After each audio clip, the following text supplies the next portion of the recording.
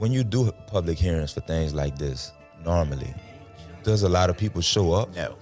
Never. Only for controversial issues. The Boy Scout hut, very, very controversial. Yeah. But the same people that belittled me on Facebook and really tried to run me down, those same people have whispered in my ear, I was against it. But I actually see the vision now and what you did and what you're doing. Okay, same way you did it publicly on Facebook, go back and do it publicly because there's going to be more controversy. Yo, what up, my people? Welcome to Do Not Disturb Podcast. Solely created to inspire one another and rejuvenate our communities through high-power motivation, healthy lifestyles, strong relationships, and cultural preservation. You are now locked in with your favorite or soon-to-be favorite host, the smoothest guy on the planet. Oh my God! Josh Smoove Stewart. Nothing but peaceful vibes welcome here. So if you tuned in looking for drama or controversy, ain't nobody got time for that. Then you in the wrong place, damn it. Let's get it poppin'.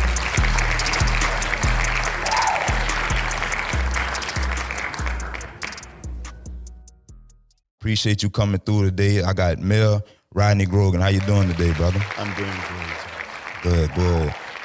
Thank you for your time. Thank you for coming in today and having me here in this beautiful council room here at the town hall. Well, I thank you for the opportunity. Oh, no problem, man. I'm thankful for sure. So how you been? How everything been with you? Well, you know, this moment that we're in right now, you know, everything is mentally. I've always said things that I can control, I will try my best to. Things that are out of my control, we just follow the flow. Right on. And I was gonna save that for the end. So, you know, since you brought that up, we in a pandemic right now with the coronavirus. How are you taking that? How is the town of Patterson taking that right now? Well, you know, simply because I serve on several seats within state government, local government, I've been sitting in and listening to a lot. And I do know actually the situation, the crisis that we're in, that we need to take it serious. Right on. Because you're looking at, this is just, I mean, we look at this as preparation for hurricane season. Right. We oftentimes have those that come from New York and everywhere helping us. Right now, we're actually trying to defend our own communities and so forth. That's we right. have to help ourselves, you know, and you know, and I have to take it to this. I have to hit on this topic. You know, there's always been supposed to be a separation between church and state. Right. And it's one thing about having faith, but it's also one thing about having common sense and using those senses that the good Lord has given us to basically make sure that we stay out of harm's way. That's right. And this actual self-quarantine in which they're asking the community to do is not a shutdown of our normal lives and so forth. It's just basically paying attention to your surroundings and making sure that when you come in contact with people is very limited. Because just in case you do come across something, you'll be able to answer and they can actually pinpoint exactly, you know, what transpired and where you actually came in contact with someone. That's right. And, you know, just taking the proper precautions. Correct. You know what I mean? And staying clean. You know? Correct. And just staying sanitized on the you know, during our daily activities and, you know, when we do come in contact with surfaces that, you know, like door handles Correct. and stuff like that, you know, and just staying clean so we don't pass it on and we could find a way to contain this. Right. You know, there's roughly 6,100 people here in the city of Patterson.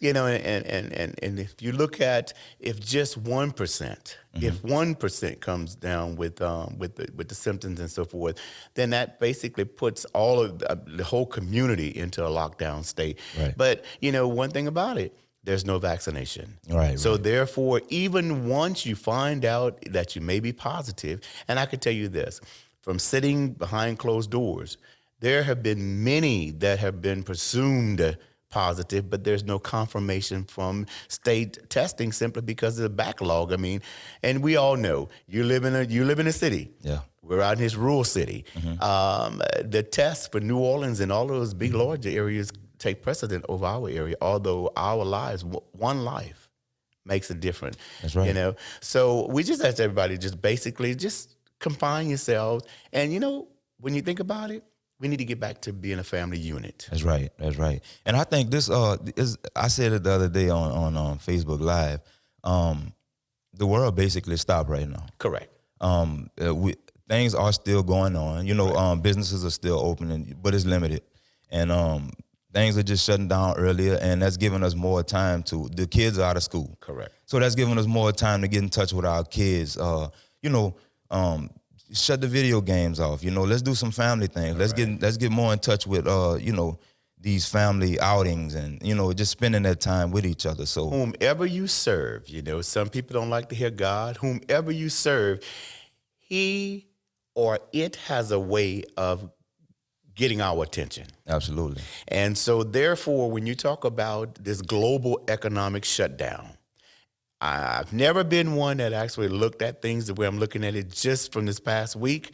The United States had turned everything over to other countries because we could get more for a cheaper price. Right. But we shut down industries here, and people were out of work and so forth. So now we had to take all of those people with that time lapse with training and skills, put them back into these shops and so forth to start producing and catching up. So when you look at it, the universe is just shut down. That's right. That's right.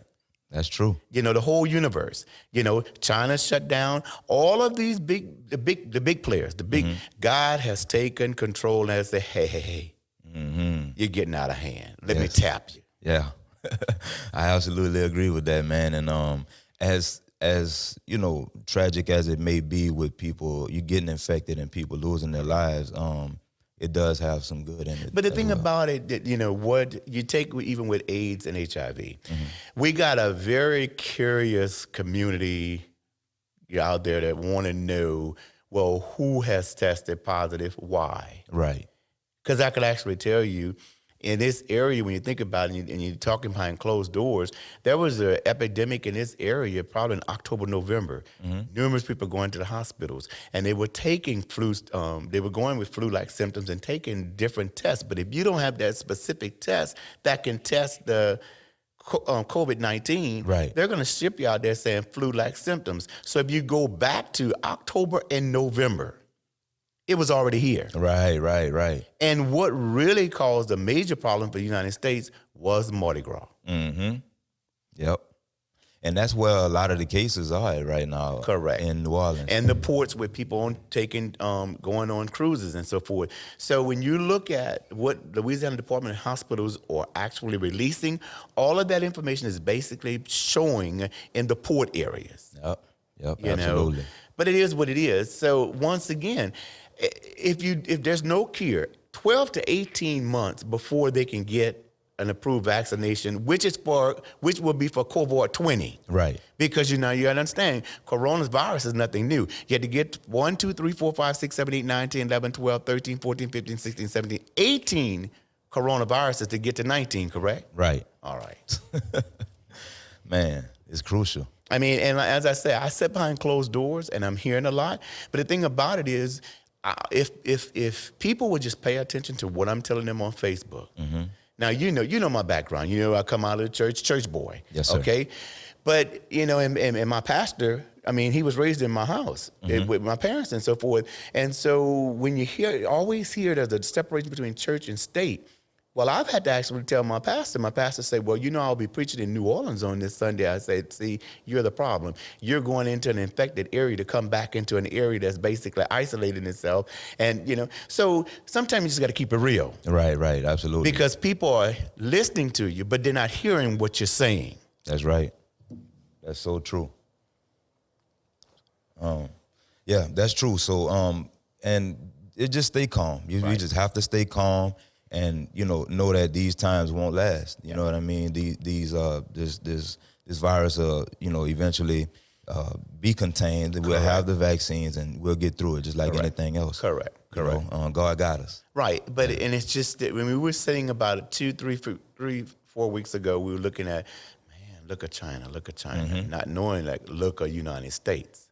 Oftentimes, I think we're looking at all these countries and so forth and looking at what's going on over there, but we never look at the fact that people are looking at us. We're not checking ourselves. So it's called a self-check. That's it.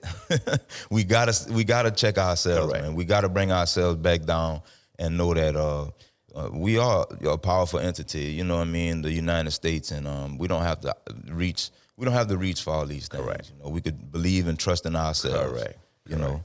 So yeah. So I just wanted to. So the people of Patterson, everybody's pretty much calm at this time, or you know.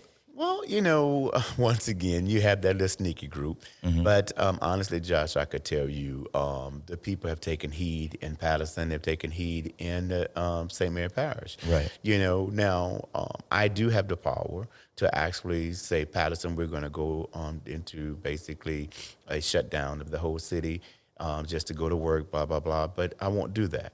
The governor won't do that. Why would I do something that's going to go against the governor? That's right. Right now, I kidding. You got to find humor in every situation. I wouldn't want to die right now because you can't. I couldn't even have a funeral. People couldn't even come to my funeral. True. I couldn't have the pomp and circumstance. Didn't even think about that. So right now, it's not a good time to die. That's right. Unless you're just a very private person, you just die, you're embalmed, you just be put away. Right. But if we have to limit the amount of people that we're assembled with and so forth. Right. But all of our businesses have been complying. Okay. Now we got some little sneaky little groups meeting in private little buildings and so forth. But the sad part about it is, if it's just one person in that group, and I know who you are, I know where you're at. One thing about it, I'm a mayor that's everywhere. Yeah. There's no doubt about that. The sad part about it is, if just one or two get infected, then they're taking it back home, and that's the number one thing. Yeah, we're just asking. I saw some little innocent young males playing tag football and playing basketball in the streets a couple of days ago, and I had to go on Facebook and I say, please, you must kind of use the social distancing. Yes. To because you got a contact sport, you have basically coughing going on, you have bodily fluids in regards to sweat. Right. So and they were innocent. Don't get me wrong, innocent. Yeah, but it can happen. Correct. It could spread through that too. Correct. And that's a big problem as well. So you didn't do anything wrong by getting on Facebook. And you always do that. You always bring awareness to the people, and most of the people that follow you is from the community on Facebook, right? Correct. So I mean, when you make those posts, they gotta listen. You gotta listen at it. Right. And you always have some that try to read into just a little bit more, It's common practices that we should have been wiping down, washing down, and cleaning and so forth. But now you're looking at the fact that this virus can live for up to 72 hours on plastics, up to 48 hours on cardboard. So what we're doing, we're asking everyone to keep our small businesses alive around here. So Pizza Hut and all the other areas of delivering foods and so forth. But we're letting you know that, look, it could be brought into your home from the outside. That's right. So immediately once you receive, don't even let the person in your house have them leave it at the door. And once you get these containers in your house, you remove it put it into a cleaner container, and you discard of those plastics, those cardboards and so forth, and then you sanitize, re-sanitize again, and then you're fine. Yep. Just be mindful, people. Correct. You know what I mean? Like, just be mindful as to what's going on right now, because this virus is spreading like wildfire. Every day is at least 50 to 100 cases, more new cases, I know, in the state of Louisiana for sure. So just be mindful and practice social distancing. That's what it's and all about. Listen to your local officials, you know what I mean? In this case, the city of Patterson, listen to Mayor Rodney Grogan, because he's not telling you no wrong, like, you know what I mean? So just stay on top of that, everybody, and we'll be good. We'll get through this pandemic, and before you know it, it'll be behind us. Correct. So thank you for sharing your thoughts on problem. that, for sure. So, Mr. Mayor Rodney Grogan, how you been, brother? How you been? Well, I have a 20-month-old grandson, and life has changed altogether. Right. I have a 79-year-old dad whom I live with and so forth, and having some medical issues right now. I was supposed to run for state rep. Yeah. But I listened to God. He says, not your time. Well, I didn't understand when he was saying it wasn't my time, but now I understand why, because with my dad, with some health issues, and my time is going to have to be devoted directly to my dad.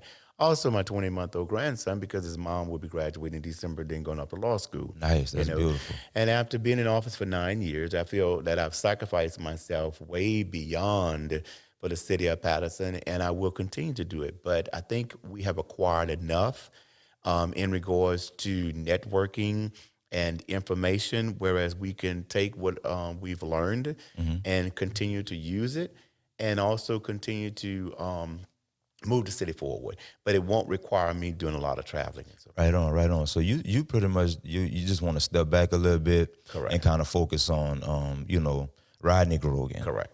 and your family, and Correct. just that self-love. I episode 3 last week. I'm sorry, episode 4 last week. I talked about self-love, and that's big. Like sometimes we have to take a break in our lives. Like the other day, I work a regular 9 to 5 at the plant at the gas refinery, Right. and I just called in. And I was like, I need a day for myself. Right. You got to step back sometimes, and put all of that stuff to the wayside and really focus on you and what you have going on that's Correct. immediate to your life. Correct. Because at the end of the day, that's all you got. Correct. You know what I mean? So there's nothing wrong with that. That's nice.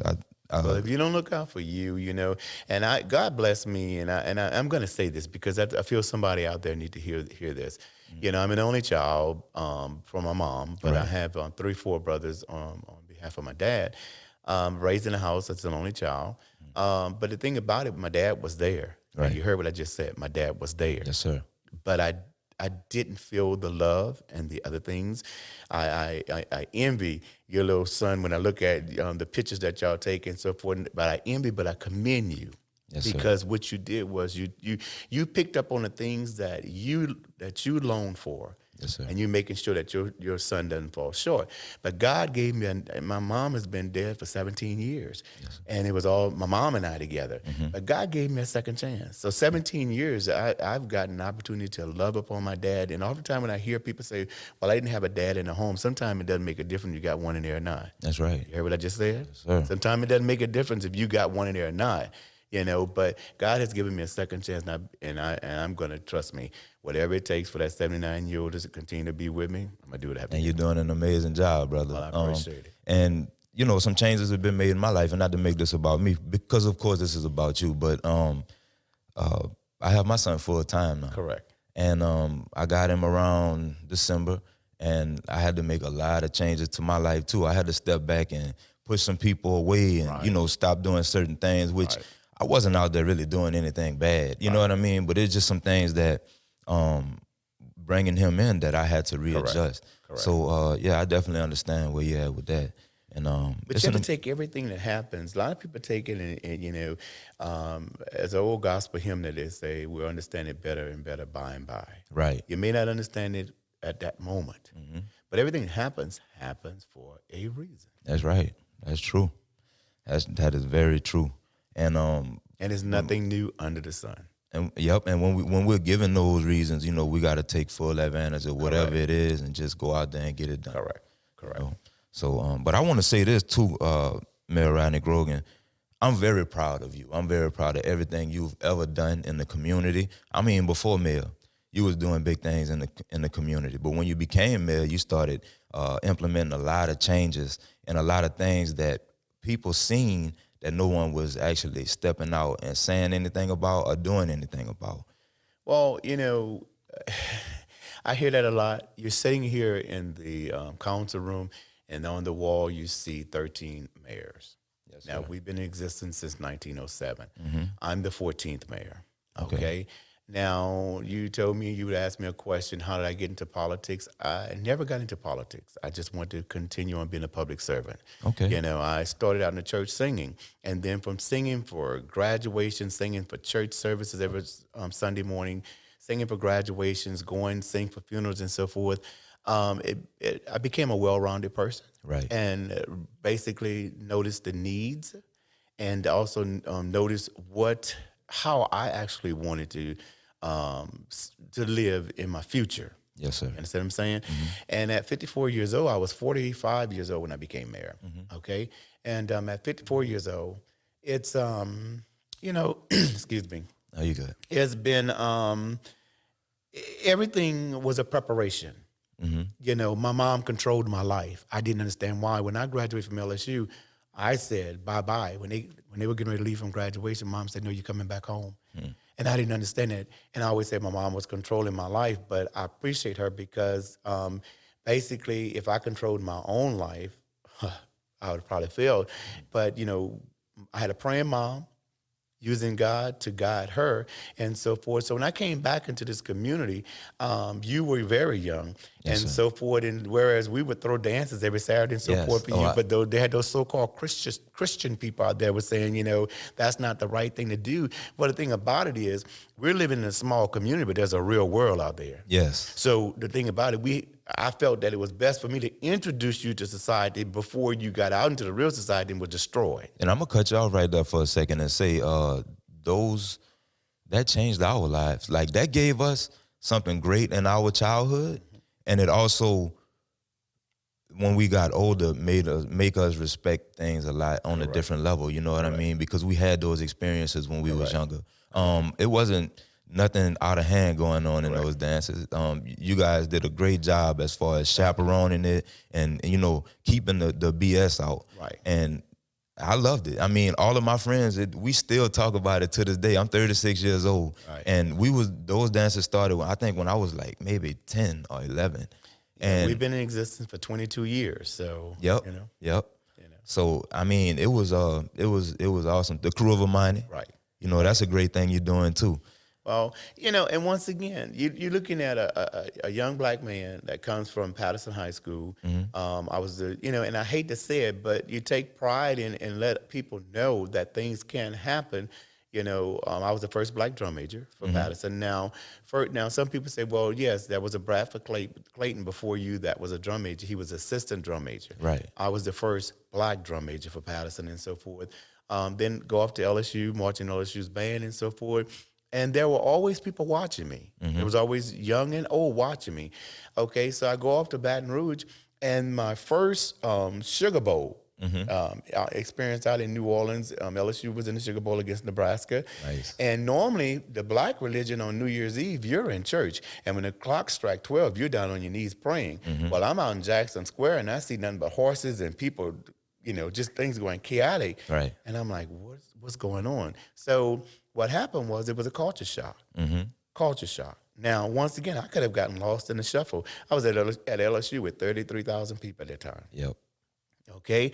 But God allowed me the opportunity. So therefore, why should I not come back into an area in which I'm declaring to be my home and not try to make improvements? Yes. And man, I mean, that was your calling. Because when you came back, I mean, you just beeline straight to it. Like you just never stopped. And that's the thing about it. I'll tell you, just like I open up saying, if it's in my control, and some people don't want to hear that. Right. Because if it's not benefiting them personally, then they don't, But if it's something that I can control and make it happen, it's going to happen. Yes. But if it's something that I can't control, all I do is just ask you to work with me. That's it. Give it time. And the law is the law. And since we're on that, right now we're dealing with the thing, no more trailers on Main Street. And when you think about it, there's no more than about 5 trailers on Main Street. Some people say, well, what difference does it make? I mean, this is my own private property and so forth. But Main Street is normally your oldest port of all your communities. That's right. And that's where your homes have so much value from the historic district and so forth. And also you look at the homes that's on the river. Well, but understand this, Rodney Grogan, I don't care. But when we made that law, no one chose to come to the meetings. And nobody had input on it. Correct. So the law was made because anytime someone comes before us, there was a group of people came before us and said, no more trailers on Main Street. We had to introduce it. Then the following month, you actually have a public hearing. You hear from the public, and that allows council to hear the pros and the cons. And then we go into a regular meeting. Council cast their vote. So they said no more trailers. Let me ask you this, Mayor Rodney, Mayor Grogan, I'm sorry. No problem. When you do public hearings for things like this, normally, does a lot of people show up? No. Never. Only for controversial issues. The Boy Scout hut, very, very controversial. Yeah. But the same people that belittled me on Facebook and really tried to run me down, those same people have whispered in my ear, I was against it, but I actually see the vision now and what you did and what you're doing. Okay, same way you did it publicly on Facebook, go back and do it publicly because there's going to be more controversy issues. Right. You know, right now, we're about to hit the public and say no school buses or 18-wheelers parked in the communities. Why? Because our communities and our roads are not made for those trucks and so forth to be parked on overnight because our infrastructure. That's right. There are sites that, the truck stops and so forth that you pay a little minimum amount and you park it.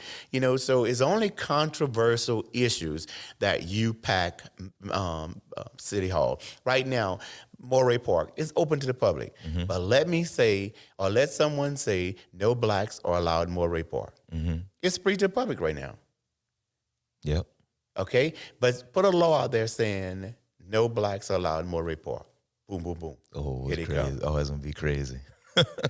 So it's only controversial issues, and although, Main Street, Moray Park was a park back before integration and so forth, that was basically restricted to the blacks and so forth. I appreciate the black community and all communities that come forward and come up to Moray Park. But I also would like to see, and you asked me, and one thing about you, Josh, I know you're real. I also know Dylan, who's doing, who's behind the scene right now, producing this and so forth. We're directing, if we can get more and more blacks from what they once called back of town. That's right. Come uptown. Yep. It's open to all. Yep. You always want me to do things at Cherry Street Park, do things at Park Street Park. Let's do it where it's open to the public. That's right, man. And get more people involved. Correct. Get both sides, everybody involved. You know what I'm saying? Correct. It's not just about separating ourselves from people, And I think that's what a lot of people got messed up these days. It's like, we're going to do what we want to do over here, and they're going to, you know what I hear? And this is out of town. This is not in Patterson.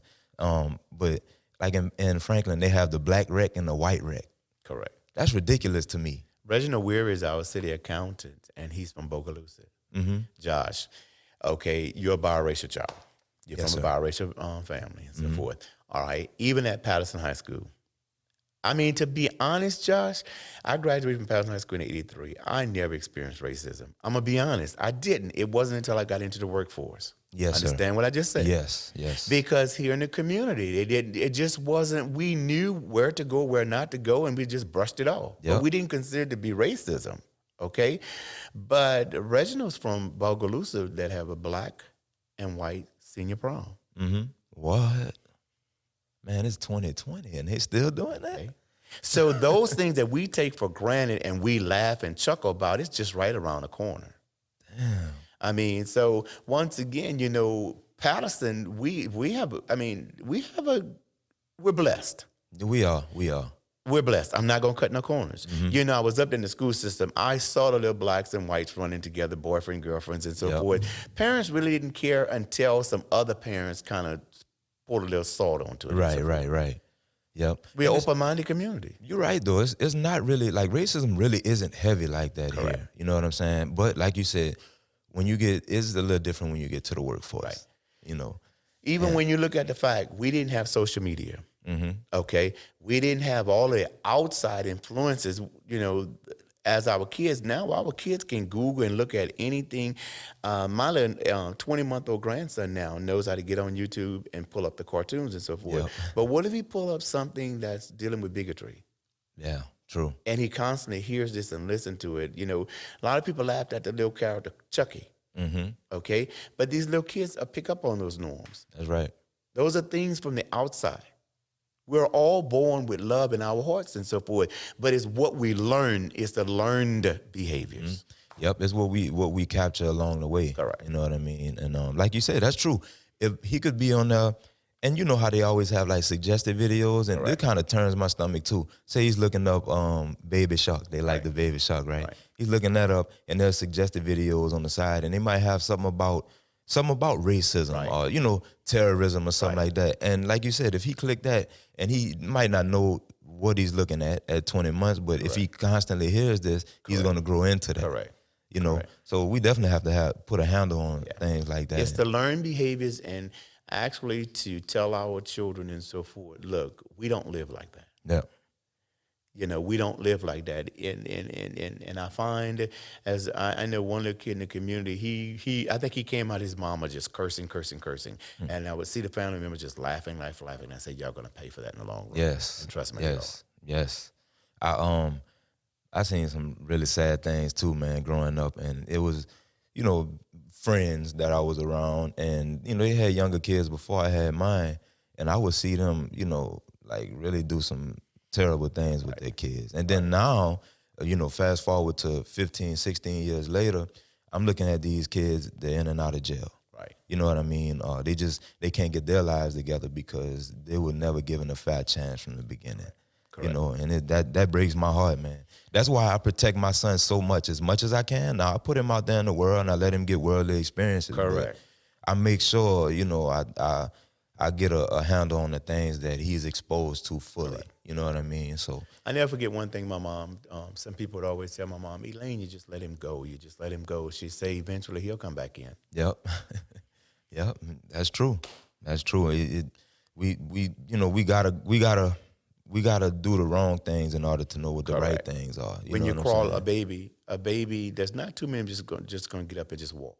Yep. They have to crawl. That's right. Crawl. You know, every time Miles he bump his head or something, I'll turn around and I'll hear people say, he's a boy, Rodney. Mm-hmm. He's a boy. So I'm starting to just let him sit there. And now that I don't try to run to shield him or protect him, you know, he'll calm himself down.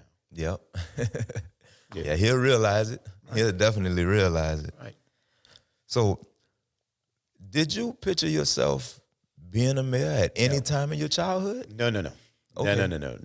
No. I was supposed to be Luther Vandross, singing during the nights and sleeping during the daytime. That's right. That was my dream. Yeah, man, you got a beautiful voice. I mean, thank you. You make people cry in church. Like, I literally seen this at weddings, everything. It's a gift, and as they say, your gift will make room for you. Now, I just learned that verse. Now, where it came from, I don't know. But when I had the opportunity last week to sing the national anthem for the opening session for the legislative session in Baton Rouge at the Capitol, now you got to understand, Miles will be 20, 30 years old saying my grandfather actually stood at the Capitol singing the national anthem at the request of the governor. Yeah. You know, but my gift from when I started singing at 5 years old at St. Luke Baptist Church and then moved on over to Good Hope at 8 years old getting baptized and being in a Sunday school choir, my aunts and my family, they were all musically inclined. Right. And so forth. So I knew that I was going to be singing. That was my thing. That was my thing. But you know, Josh, you go off to college. I started out in one career. I think I went through 4 different careers before I found a somewhat niche. Yep. You know, a somewhat niche. And after teaching school for 20 years and so forth, and then go and work for the state as a director over dealing with substance abuse and so forth, trying to decrease the numbers with what was going on, the epidemic that was going on with 12 to 29-year-olds using a lot of alcohol. You know, still, it was not that I was going to be a politician. And I still do. I don't consider myself a politician. I've always been a public servant. I don't charge people to sing for funerals. I never did. I don't charge people to sing for weddings. If they give me something, they give me something. I actually had to learn from Oprah, a little quote, somebody say, don't block my blessing. Yep. So if I offer you $100 right now, you tell me no, and so forth, you're blocking my blessing. Right. Just go ahead and take it. Yep. You know, but in return, you know, oftentimes I hear people say, you stupid, you go and sing. Even now, sometimes I find myself singing at funerals, two or three different funerals per Saturday. Because if I just can bring comfort and console someone, because you never know when you're going to need. That's right. But I actually also look at doing all of that for nothing has amounted to be a vote. And even if I can't attend something, I try to get people to understand it's out of my control. I can't be there. Right. But I try my best to be there. Yep. You know? So I was supposed to be Luther. Yeah. And, you know, but it's just the thing about it is I'm still Luther. Hence the name. Oh, yeah, man. Absolutely. Lil Luther. Do you have any plans to do any music or, you know, outside of singing for, you know, like funerals and weddings and things like that? Josh, when I made 50, I realized I was working because I received my first letter from the Social Security Administration saying I had 17 more years to work. That meant I had to work for 17 more years to retire at the age of 67. Right. Now, what's going to happen in the near future, I don't know. I do know it's demanding. There's Miss Diane Wilkes, and you see Scholar, Courtney Long. They're all in the plays and so forth. I really love being on stage, but it's so time consuming being here at City Hall. Although I'm a part-time mayor, but there's no such thing as being a part-time mayor. You know, Right. It's a 24-hour job. I don't see it right now. But I do think probably by the age of 67, 70 years old, God, he's protected my voice thus far. I think I'm going to be probably, by that time, Patterson will have musicals going on. That's right. Because we have a lot of strong people out there. And don't get me wrong. There's at one time when rap came about, I'm like, oh my God, where are they going with that? But there is a place for everything. Yeah. So even in theater now, you know, there's rap. Rap is going to kick in. You got even when it was freestyling and all this other kind of stuff. So when you start merging all that together, we're talking about probably about 10 more years, 12 more years from now. Who knows? Right. Exactly. I look forward to it. I mean, you've done plays before, right? I actually performed with the LSU Opera Theater. I performed with the Baton Rouge Little Theater. I performed with the Tesh Theater and so forth. And I love it because it takes me into another world. I'm in my own little world and so forth. Yeah. And I'm gonna tell you now, there's a difference. Now, you know, I can go to the Catholic Church. I can go to do a white play and so forth. And all I got to do is just open my mouth. But when you go into a black church and black weddings, man, you got to come with it. You got to come with it. Yeah, you better come with it. You know. But the thing about it, at the end of the day, you know, I just love it. Yeah, I love it. That's good, man. That's your true passion. It is, and that's why I try to encourage. That's why when someone come to me with an idea, like when you called me, when you got in contact with me, it's like, okay. I don't know what podcast is going, but I do know in regards to Louisiana Municipal Association, which I serve as the second vice district vice president for this area, that we're doing a lot of podcasts and so forth to sell our communities because, as we said earlier, and you kind of alluded to it, we were basically a bedroom community. Right. You know, and when I came back, you know, we started looking at things that we can try to get people to come to Patterson, to come to this area as a whole. And so we're alive now. Yeah. Patterson is alive. You know, we're number one with this, number one with that, number two with this, you know, before you just came in from work, you went to sleep, you got out of here. Yep. You know, it. So and a lot of my peers, you know, shout out to Travis Donnell, you know, Legina Donnell, right. Tyler Olivier when he was here. You know, just a lot of my peers is putting a lot back into the community as well. As far as, you know, getting involved, getting out there and actually getting involved, you know, bringing these kids, bringing new ideas to the youth. Correct. I remember Travis, TD, what we call him. Right. But I remember TD did a thing at the Boys and Girls Club to where they would teach the young guys how to do ties and stuff. Correct. You know, and that's things that many of us, and I'm guilty of it, many of us are not teaching our kids in the household. So just to do things like that and to be more involved in the community and start building Patterson, start building it up more. Correct. I'm not going to say start building it up like it's nothing, you know what I mean? But just building it up more, it put a smile on my face every time I see it, man, on Facebook. We have to tap into what we have. That's right. And we're very limited. Yep. We're very limited. But we have to tap into what we have and make the best of it. You know, right now you see that epidemic that's going on around the nation and so forth. People are utilizing Facebook. They're utilizing the virtual learning and all this other kind of stuff. You have to utilize what you have. That's right. I mean, we got this big, beautiful river that flows back in the back. We have the park. We have our schools and so forth.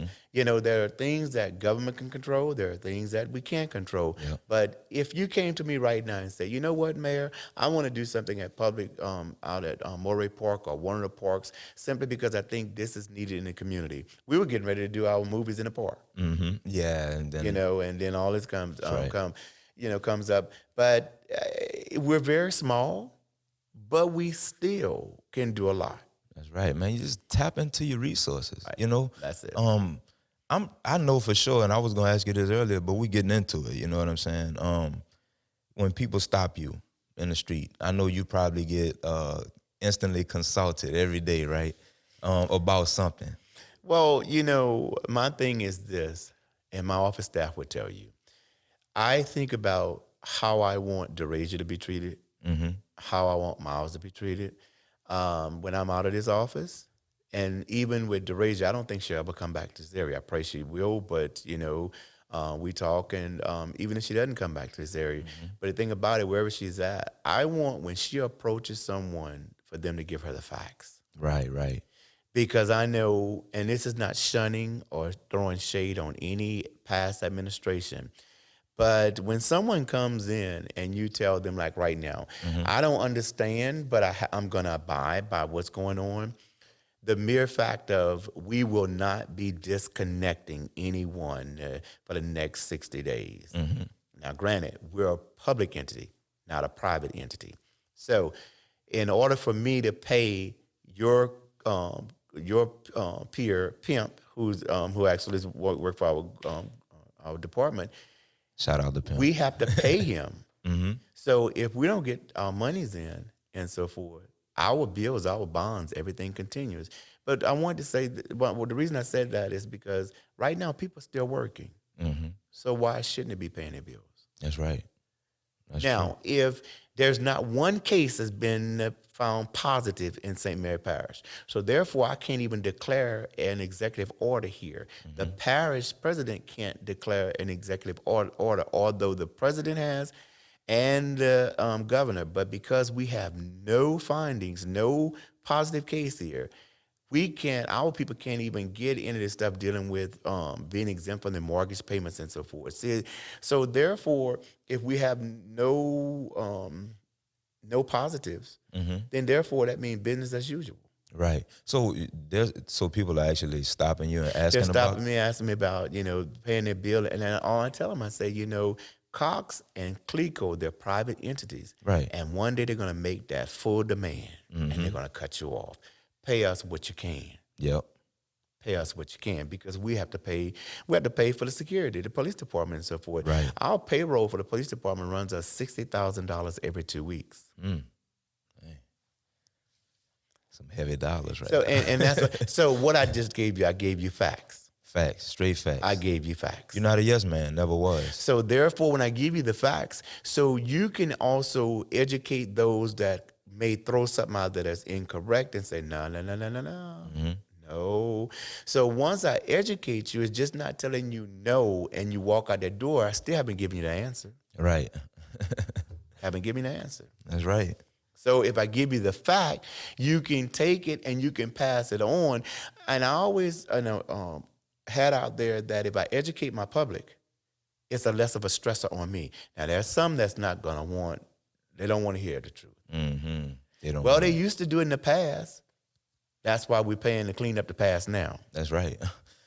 All the things that happened back then that wasn't supposed to happen, Correct. or happened incorrectly, we Correct. got to fix them now. Correct. And people got to understand that. I'll give you an example right now. Along Main Street, all the sewer is along the back of the properties. Now, when you go into our newer subdivisions and areas, the sewer is along the front. Right. Okay?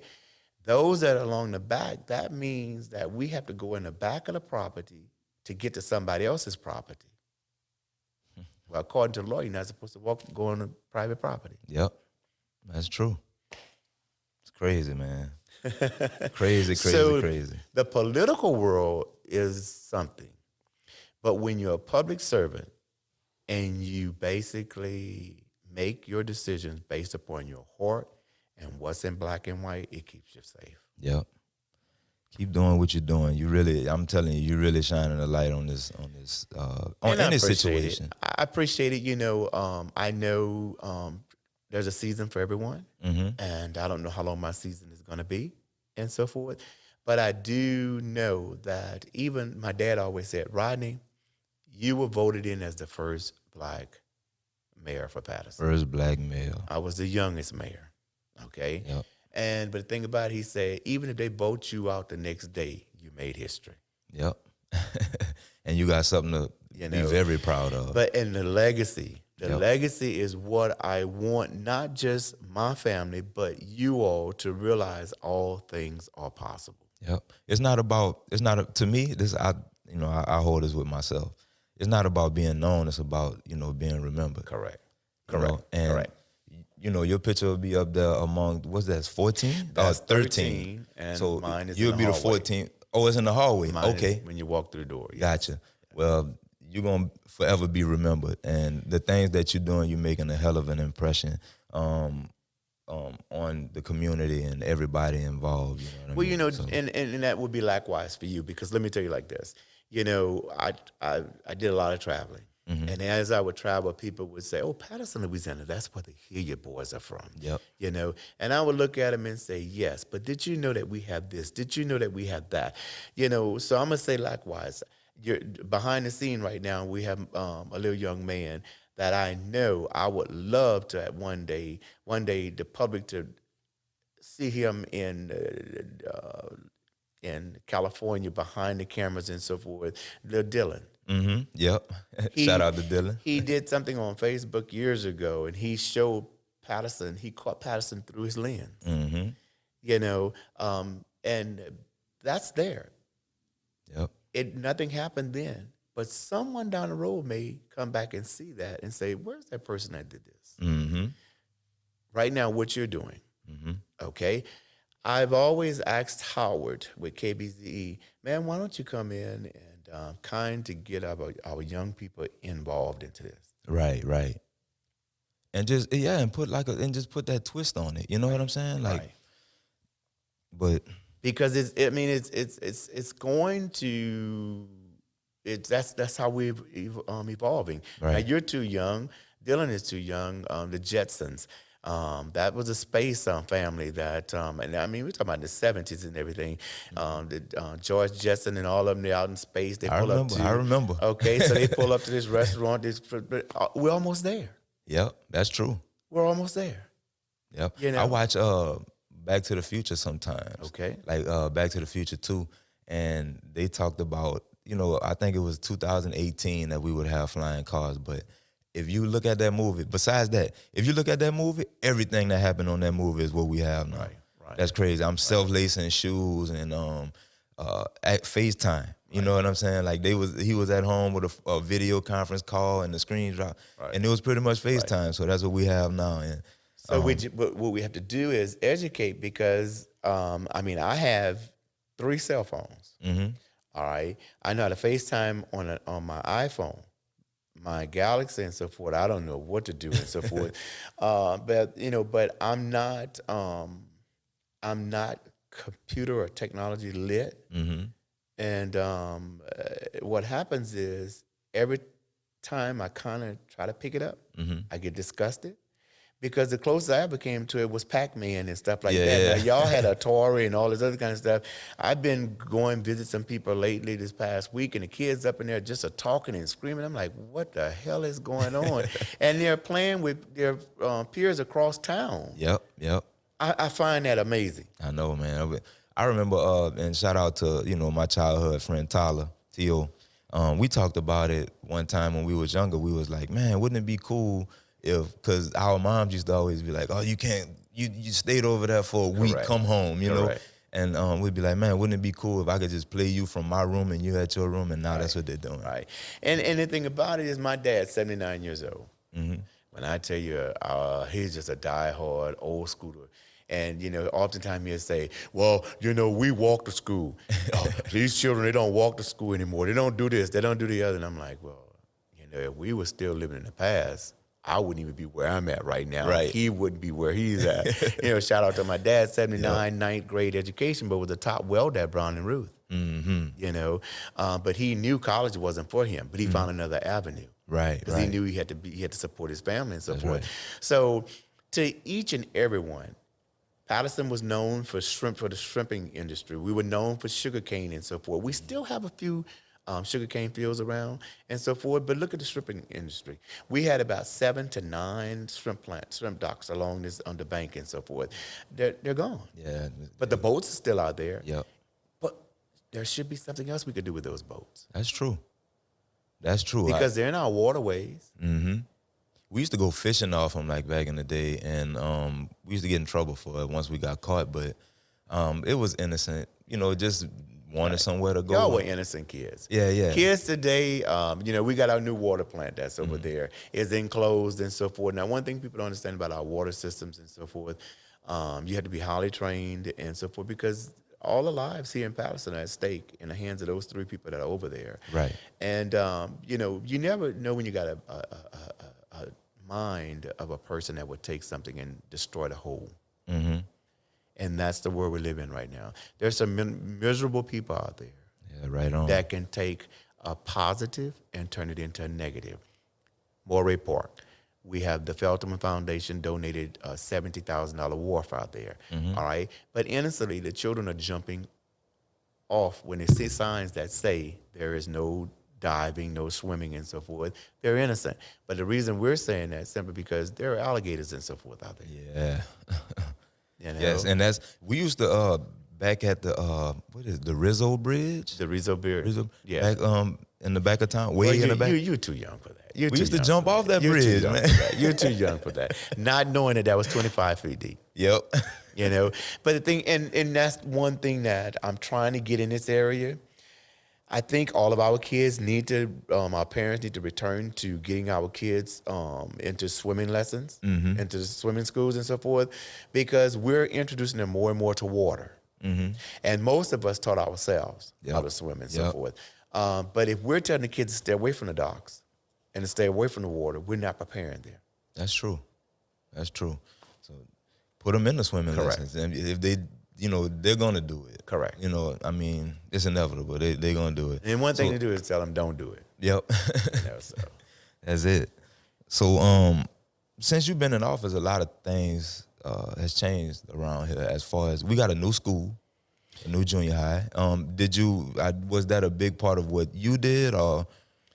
Well, I'm going to say this is always a partnership with everything that happens in the city. Right. So the school board knew that they weren't going to be needing a new school. So therefore they came to the mayor and the council and asked, could you help us get this tax passed? Because everything is about taxes. Yes. And so if we had the city been against it and so forth, although you still take everything to the vote, but if you can't get your top leaders and so forth to basically support you, it'll never happen. I seen something a while back, and this just so we're gonna get away from stuff like that as far as the schools and what it takes as far as the taxes and right. Because there's a lot of things you do on your own. I remember we had storm cleanup a while back, and you just got out there on your own and you started picking up stuff. Well, I wanted to know, in order to know how your workers feel, you have to feel it. Yep. And so I went out there the first day. Then I went out there the second day. I went to third, went to fourth, and I went to fifth, simply because I started understanding them better. And right after that, they got brand new trucks. Yeah. Simply because what they were riding in, and no one really came forward and told me anything.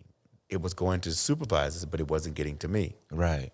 So I experienced trucks that basically trying to get across the highway, pimp had his foot down in the accelerator. Truck wasn't moving. Wow. Dang. So everything happens for a reason. Yep. And being that you got in there and you seen that, you was able to. And then I was out there sometime with a hat on, and the citizens didn't really know who I was and the things that they told us.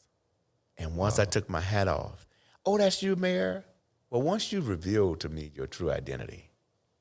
Kind of like with the undercover boss, I think. Okay, all right. So, and I enjoyed it. Now, of course, I was riding along with people and so forth that are outside of this office that are my family. Right. Oftentimes I hear, well, everybody in Patterson, they're all related to you. It's not my fault. It's not my fault. We are related. It's not my fault. But the thing about it is, people look down on city work. Not workers, but city work. Right. They frown upon people that have to pick up trash, this, that, and the other. They frown upon the people in the water plant, the gas department. Those people are making over $20 an hour. They didn't know that. They're working for the city, but they're certified because, once again, you can't have everybody out there working in your gas department. Yep. sewer department and your water department, okay? Now, when the oil field business starts shutting down, we get an influx of applications, but the thing about it, I can't harm because immediately when it opens back up, they're gone. Mm-hmm. Yep. Man, big shout out to you for getting out there and you know what I mean, actually putting your hands on and But I appreciate you all. It saddens me that when we lose a lot of you all. But, look at the fact, my friends, Betty Washington and all of them, Billy Richards and all of them, the ones I graduated with, they didn't come back. Right. And I was mad with them because I'm like, I'm back here. Now, granted, I'm 18. I mean, at that time, 21, 22 years old. Right. My whole life had to take a shift. It was a shifting because now the ones I grew up with didn't come back. Yeah. But somebody has to come back. Yep. Okay, you can look back at your peers. You left. Dr. Olivier left, but TD is here. Virginia's here. Pimp is here. Even Loopy, of all people, Loopy's here. But many of you all went away. You had to get away. Right. Because there's enough of us in every area. But if it was too many of us, it would be a problem too. Right? It would be a problem. Yep. I don't know what the future holds for me. I give God my feet every day and let Him guide Him. Right. So I might be back here. Even if you come back when you retire, it makes no bit of difference because one thing about it is you'll remember home. Yes, and this is always home. When I come here, I go in Walmart, and I could just go in and, let's just say, get a pair of socks. I go in Walmart, it take me an hour to come out because everybody I see, everybody I know, we stop and we talk. Well, let's keep it real, Josh. What hurts me is when people bash Patterson, they bash St. Mary Parish, they bash Louisiana. Right. But they fail to realize. Now, I'm going to keep it real with you. A person come here right now to work in the trash department. That's $10 an hour. Yep. Okay? Now, there are people that leave this area to go to Atlanta, to go to Dallas. Oh, yeah, they're paying $20 an hour, but what's the cost of living? I'm going to tell you, I learned the lesson of cost of living when I moved to New York City. See, that's what I'm saying. The cost of living. If they sit down, there are people like this young man, and trust me, all of y'all in the same group, Champ. When Champ got ready to move to Dallas, he contacted me. He said, Mayor, he says, I'm so glad that you're the mayor. He said, but it's time for me to move on. Okay? Right. And I'm like, man, Jones, why you. But the thing about it is, he had to look, he was one that put some numbers there. He included the cost of living along what it was going to take. And I know for a fact he pulled a lot of people from Patterson out there. He did. Some of them stayed and some had to return home. Right. Because they didn't factor everything in. So when I hear them and they're posting things, man, just go ahead and leave. You got to have a plan. You do have to have a plan. That's why, I sustained being in New Orleans for so long now. I'm coming up on my 4th year. Okay. And I had a plan when I went. And what really got me out there was Josh's mom moved out there at the time. She moved her family, which, Josh is a part of her family. And I just followed because I wanted to be close to my son, and I made it make sense. But I went with a plan. I came from New York, which tore my pockets to pieces. I remember reading you when you actually were driving out there. Yep. And I'm like, okay. I remember when we went by bus one time. That was like 19 hours to get to Washington D.C. Then from Washington D.C. to get to New York. And I was trying. I said, I hope you take a break and so because you're driving by yourself and you're pushing yourself and you're pushing. That meant God had the steering wheel from the time that you pulled off. Exactly. Okay. And so I monitored you. And then I looked at the fact when you was talking about the cost of everything. Yeah. But once again, you were by yourself. Yep. But sometimes people have to leave with family and whole. That's true. See, I could have just slept in my car and dealt with it, And which was bad because you're going into New York with sleeping in cars and so forth. You can sleep in a car around here and somebody say, can I join you? Right. But out there in New York, you're talking about sleeping in a car. That may be against the law in certain areas, in certain communities. That's true. We don't care around here. Right. We got a law here that says you're homeless if you don't have a family member that can take you in. But if they take you in for one night, you're not homeless. Dang, I never knew that. you have to sleep in a park, or you have to sleep in a car for so many days in order to meet the criteria. Right. Dang. And even if there's one organization around here, if you're declared homeless, they can put you up for 3 days. But what about the days to follow? Mm-hmm. So when you went out there to New York and then you start transitioning into other areas and so forth, each time there was a plan. But how many leaves and there's no plan? A lot. I seen a lot of people leave and basically just on some bash and here type of stuff. And it doesn't matter if you here or there. You know what I mean? You still got to have a plan. If you stand here, you have to have a plan. Now, I do understand maybe the workforce is a little, jobs aren't as plentiful, opportunities aren't as plentiful as they used to be here. But what's our largest entity here? Our largest entity here is education and nursing. Yeah, that's true. That's true. Now, when I first started teaching school, when you all was in school, I heard that they needed aqua maybe aqua welders, the ones that can actually weld underwater and so forth. Right. Okay, and they turned a deaf ear to that. Mm-hmm. And so if you're not meeting the demand, if we're not educating and actually training our youth and so forth to the demand that's coming up, because trust me, we know ahead of time what's coming into the area. Right. We know what's dying and what's moving forward. Mm-hmm. Education will never die out, and the healthcare industry will never die out. Right. Okay?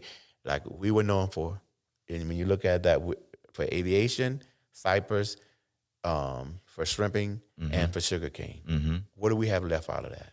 Very little. Yeah, very little. To none. So you make the best of what we have. That's true. Okay? So overall, I respect you. Mm-hmm. I respect you, because prior to earlier during the week, I'm like, oh man, I'm meeting with Josh, and Josh is out here.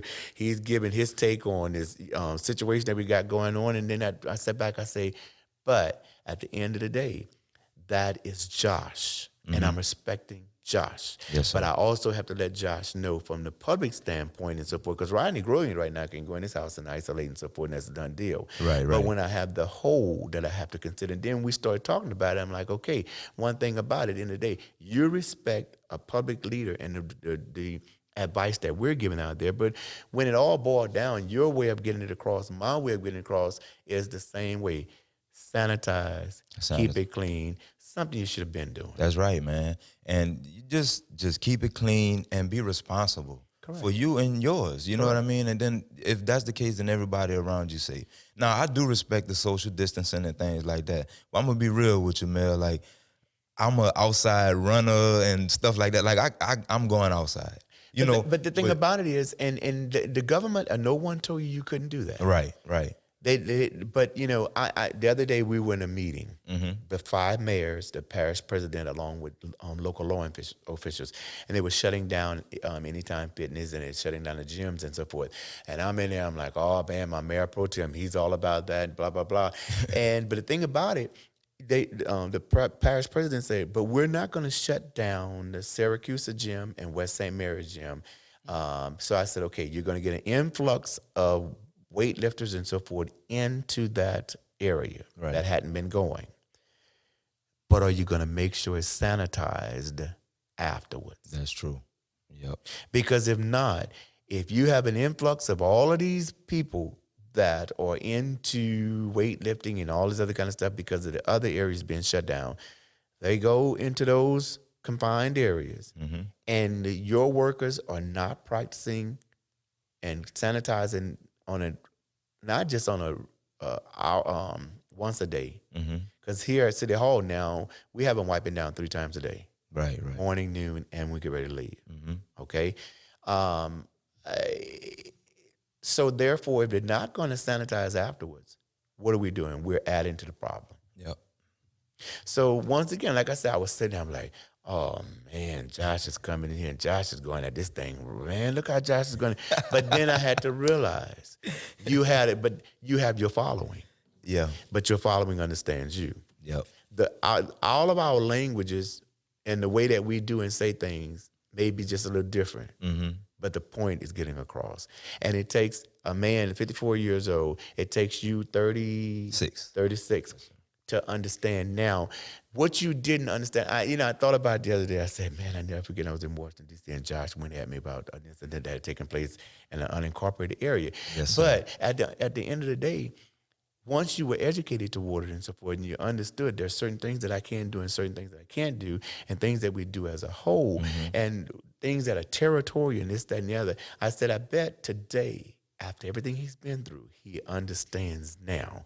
And so that's why it's not good for people to take things so personal that they just shut a person down altogether and never allow them back into their, That's right. And that came, that was before my whole spiritual growth. Like I'm a totally different person now than I was then. I know you understand. But that. the thing about it, and correct, because at that time you were young. Yes, sir.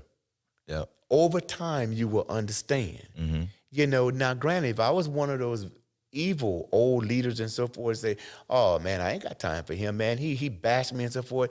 No. Right. Because we all learn. Yes. I'm gonna tell you something right now. There's a principal that told me in 11th grade that I would never amount to be anything, that I would be just like the ones I was leaving back of town coming up to Patterson High School. When I became mayor, that same principal caught me in the hallway, and he said, I owe you an apology. I said, no, you don't. I said, I used what you told me as a stepping, the staircase that I need to get where I'm That's at now. what fueled you. That's what fueled you to get where you at now.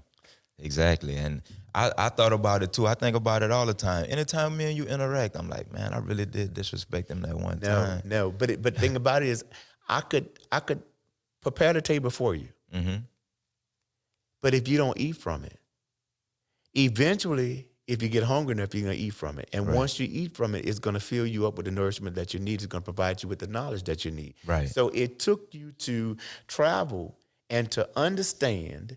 And a young mind, now don't get me wrong, you got some 6, 12-year-olds that understand. But a young mind, and you were at an age whereas you were, as they say, you were about your own thing. Right. You were perceiving the world just from your aspect. But if you hadn't been groomed and being well run, when you're out to New York, trust me, there's some things that you went out there and saw that you never, these kids have, come on now. I know. So much of my life changed just off of that being caught up short in time. traffic. Yep. I can't live in the city because I ride on E. Right. I'm being real with you. I do the same thing. Let me share something with you. The first time I went to the White House, I was sitting at the table. I didn't eat one thing because I didn't know how to use the utensils. Dang. I wasn't groomed for it. Right. Hungry I was. But I tell that story when I tell a lot of people, yes, I've sat at the table with the big timers and so forth, but I could sit on the floor with the lowest of the lowest and have the best time of my life. Right on. I feel that, man. I'm the same way. Because Same it is way. what it is. Yep. Because at the end of the day, I'm on Main Street, but I still have to go back of town when my season is over. Yep. That's why I don't want to wear no golden slippers or anything up here because I'll be ash and black. Yep. And In that's the neighborhood I came from. and that's where you could catch riding at. You know what I mean? And, even for Mardi Gras balls, Now, granted, this year we pushed like 700-something people. Not one incident. Wow. Because I walked up on some little girls arguing, and first thing they say, oh, there's the mayor. How many mayors you going to find that's going to walk among? Because we're known with young people. Right. But they respect me. But the thing about it, I have to groom them to send them out to Zulu. I have to groom them to send them out to Washington, D.C. I have to groom them to send them to Dallas. I have to groom them to send them to New York. Right. Yeah, man. I mean, it's a beautiful thing, for real. Like, that it took me to go to New York to stop a lot of things in my life and to change a lot of things in my life. I used to smoke cigarettes. When I went out there, the price of the cigarettes was way too expensive, so I stopped. Thank God I stopped. That's the best thing I ever did in my life, you know? And along with just, getting a grasp of my health and doing it for me first and for my son second. You know what I mean? So growth is beautiful, man. And that's but some people are afraid of growth. Yes, they are. They don't want to change, you know. Right. I'm going to change. I'm changing every day, you know. And, and I know we got to wrap it up and so forth. When you talk about change, when I took office, no one knew where we were going. So when people don't know where you're going, the Bible says you write your vision. Yep. Make it plain. That they may run. And so the thing about it is when you write that vision and you make it plain, there are going to be some that understand it.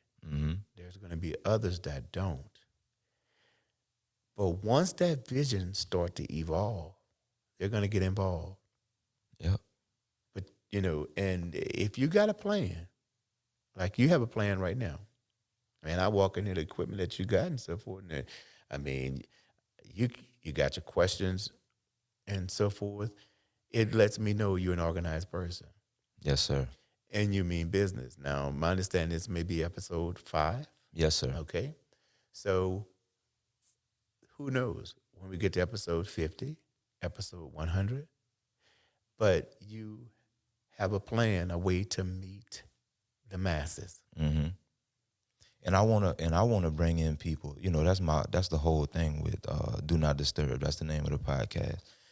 The whole thing is to bring people in that everyone matters. So don't take that the wrong way, but like just bring people in that could touch the smallest to the biggest people, you know. And I mean, you have a story, you have a great backstory. You're a very inspirational person.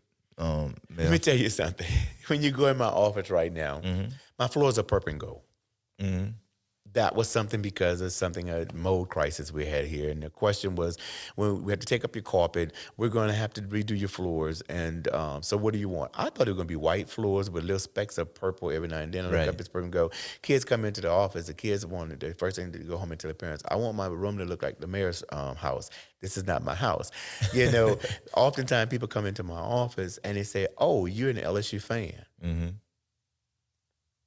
You heard what I just said? A fan, huh? Why can't I be an LSU grad? Right. You alumni. Okay. All right. You see, and so, you know, the thing of, you know, Josh, you keep doing what you're doing. I noticed the other day somebody put on Facebook the rats were even running down Bourbon Street because they were not being fed. Right. Okay? And eventually, if you don't feed into something, it's going to leave. That's right, man. And when I saw that picture there, a lot of people look at that as very humorous. The rats were leaving off of Bourbon Street, but they were leaving to go to find refuge somewhere else. Right. Okay? We couldn't feed you here. We couldn't feed Josh. Now, that's not saying we can't feed every soul that's out there that's grasping. Right. But there's a lot of common grasping. There's some unique grasping. Yep. And you, along with the other little, what is his name, the little Clark boy, Marquise. Yeah. I love his magazine. I know Dylan's involved with that and so forth. If it all just can come together. Yeah, I know. If it all, but the thing about it is, once again, if I can't feed you, you got to go somewhere else. And I'm not calling you a rat. Well, no, I understand. But the thing about it, I just thought about that. The rats running down Bourbon Street because they were not getting fed. Yep. They leaving. They getting out of there. You know, so our lumberjacks and our lumberjills are leaving this area because we're not feeding them. Right. We have nothing to offer you. And it's but all you're right, coming though. Back home and you're giving me this opportunity. I was about to say we could go out there, go get it, and bring it back. Right. You know what I mean? And that's what a lot of people did. I feel like I haven't really paid my dues with that yet. You know, and it's a lot that I still want to bring back here and do. You got a following out there. You have a following. Anytime that you have one or two following, and that's at that point, that's when you have to be careful. Yep. That's right. At that point, that's when you have to be careful. That's right. I get some people tell me that, man, you're very inspirational, you're very motivational. Thank you for this. It was this point in my day where I thought about you or something you said, and you know, it could be I could hear that one time a year, and that's enough for me. every time I see y'all running and so forth, it's like, man, everybody knows I've had the gastric bypass surgery. I used to be 458 pounds. So I did what I had to do. Some people look at it as that's not a good thing. I was on 3 blood pressure pills. I had severe gout. I had severe sleep apnea, Right. and so forth. I'm only on Flintstone vitamins right now. Wow. Okay. And one thing I did learn from having the gastric bypass surgery is that I have to keep exercising. Right. And once I became mayor, and aerobics is for me. Now, all that stuff that y'all doing, I can't do all that. Can't do it. Aerobics is for me. Right. All right. I went to, as hard as I worked those people in aerobics, I went to Triggs class. I went one time, couldn't go back. Yeah. Because, I realized my body's not for this, all right? But overall, the thing about it is with losing the weight and now gaining some of it back, it's about keep moving. And when I watch y'all, I'm like, hey, I can get back into it. I can get back Absolutely. into it. And so week before last, we got back into it after being shut down for about 2 years. Right. And then this comes up where we can't be together. So, but the thing about it, I'm looking at y'all and I envy y'all just with that. I envy y'all. I'm like, look at that. Just look at them. Oh, I used to. But Percy Jones told me something. You always got to listen to the wise. Right. Percy said, Rodney, you're going to keep running down Main Street and you're messing up your knees. Why don't you take it to the track and so forth? And I didn't understand, but I understand now. Take your time. You know what it take, and you getting back in there, and you're gonna definitely get to where you need to be. You know what I mean? I tell you what, it's because that 20-month-old. That 20-month-old, I'm like, oh man, I got to stay on top of that. You got to stay on top of him. That's your why, man. And I tell people that all the time. You got to have a why. Right. You got to find your why, and you got to shoot for that target. Right. You know what I mean? And just stay locked in. So, like I say, you're interviewing me, but I'm gonna tell you straight up. And when I say something, I'm very mindful of what I say and how I say it and when I say it. I do want you to know we're proud of you. Thank you so much. We're proud of you, your peers, because we have to elevate each other. Yes, sir. We have to elevate each other. And like I said, 54 years old, there's almost a 20-year difference. I went to school with your dad. Yeah. Okay. Yeah. The thing about it, if we don't elevate each other, lift each other up, and I'm gonna say this.